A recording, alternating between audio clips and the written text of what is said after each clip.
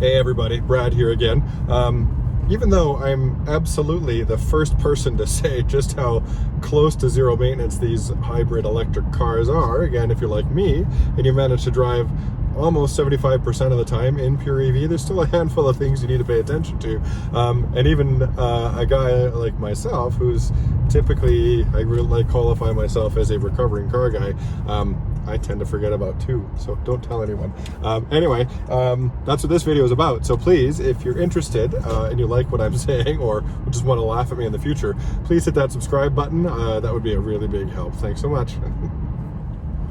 So just before I get to my little turnout here, I want to talk about a handful of things that are still relevant for these cars, even though they're, again, it can be run mostly on electric. That's cool. They still have things like oil, we all know that. I've told you how many oil changes I've done, even though very few, considering how many miles I've gone. Second thing is coolant. These things still have coolant. It'll still kind of work its way out of the system. Again, coolant isn't something you should typically lose, but it can, 5% or so over a couple of years is probably pretty reasonable. So pay attention to that. I actually haven't felt the need to look at that, but what I have had to look at, and I'm going to show you folks in a second, is brake fluid. So 2 years on, again, we know how little you use the brakes in a plug-in hybrid, especially because of the regen. Again, last time I switched wheels, it barely looks like I've used any of my brake pads, and my rotors still look brand new, other than a little bit of surface rust, which happens when you leave them because they're iron. Brake fluid, however, is something that will simply over time tend to, irrespective of use, but I'm sure more use makes it worse, but irrespective of that, it just gets dark over time because it's hydroscopic. I think that's what the word is. It means it absorbs water. Even though it's a sealed system, it's still only as perfect as it can be. So that does mean that things like moisture will get in and contaminants. So what I did before I made this video is I actually checked my brake fluid for two reasons. One is, as much as this car has been practically maintenance free and still feels kind of brand new, the brake pedal's starting to get just a little bit long on me. And by long, I mean a little more effort to slow the car. Now I know enough to make sure that I'm not losing a lot of fluid. There's no cracks in the lines, things like that. I mean, we all know what that's like. I just think realistically, it's probably about time that I flush the brake lines, which is something you should do after 2 years anyway. So bear with me a second. I'm gonna pop the hood and show you folks what my brake fluid actually looks like, and so you can compare with your own and see what you should do as well. So hang on one sec, I'll be right back. For those who don't know, this is what the underside of your hood looks like. Everyone knows that.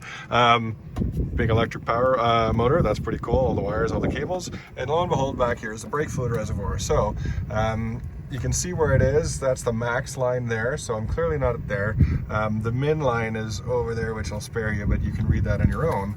And then, even there, you can't see much inside. It still looks reasonably yellow, but at the end of the day, again, it's not terrible, but it's due, I would say, to be replaced, because at the end of the day, brake fluid is very clear, and that's pretty dark. This is a light container, obviously, so if it's to look even that dark, that means that there's some contaminants in it. So hang on one sec, I'll go back in the car and we'll talk more about this.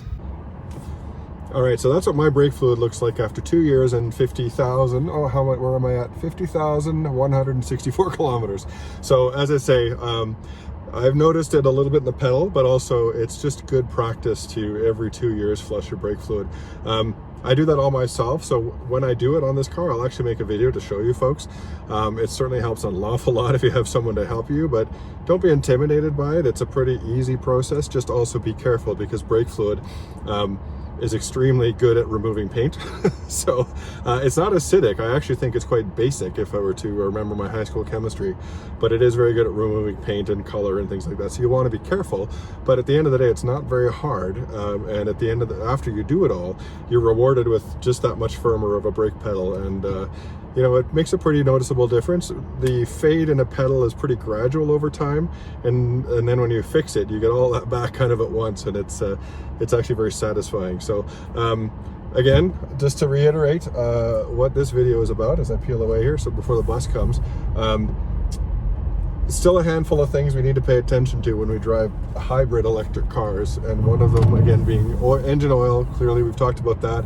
Second thing being coolant is another thing you need to pay attention to, and a third thing that is again often overlooked because people say, oh, my brakes look fine, they got lots of meat on the pads and the rotors look fine. Well, that's true, but it's the fluid, and I'm pretty aggressive on my other cars, especially my performance cars. Like I have a motorcycle, so I change the brake fluid on that every couple of years at most, simply because especially on a motorbike, you like that really satisfying feel of a brake to your hand, because you're just kind of exposed out there on your own. And on my S2000, which I do have, I put the stainless lines on that thing, I put the good pads on it, and I flush the lines on that thing every 2 years as well, if not a little more, depending on how much I drive it. Because again, that plays a big part of making sure the pedal is as firm as it can be. And given that I spend all that time and a little bit of money setting that thing up so that it does have solid brakes, I want to make sure that the parts that I can do quite easily myself as well are also kept up. So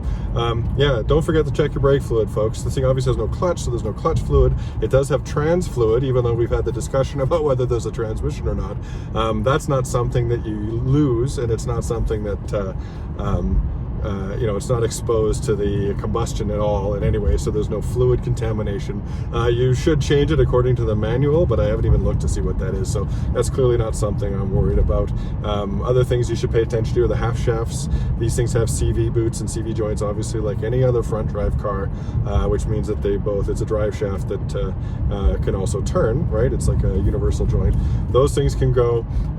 Yeah, unfortunately, I tend to ramble, sorry folks, but at the end of the day, I hope some of these tips are useful for you, or if nothing else, they serve as a reminder to pay attention to a handful of things that we often kind of forget about because these cars are otherwise so darn low maintenance. I mean, you don't even go to the gas station very often, so you don't even think to change your oil, check your tire pressures, or anything like that. So keep it in mind. If you have any questions on how those things actually get done, please let me know. As I say, I will do a video when I change my brake fluid, which should be reasonably soon.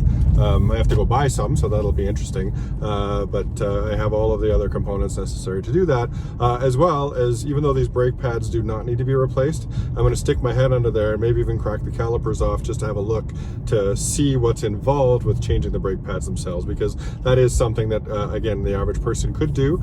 Certainly with YouTube and a handful of tools, it's very possible. So anyway, enough of that though for this video. As always, thank you all for your commentary, questions, you know, positive and negative feedback is all great. And yes, thankfully, for those of you who reached out to me, I am feeling fine, thanks. My little COVID scare was luckily not very much, and I certainly hope everyone else that sees this, all of your loved ones, are in as best a shape as they can be. And you know, fingers crossed this thing will get away soon-ish, and we can all go back to enjoying our lives instead of just being stuck in our cars and in our houses. So all the best, folks. Thank you all, and may this video find you all well. Take care.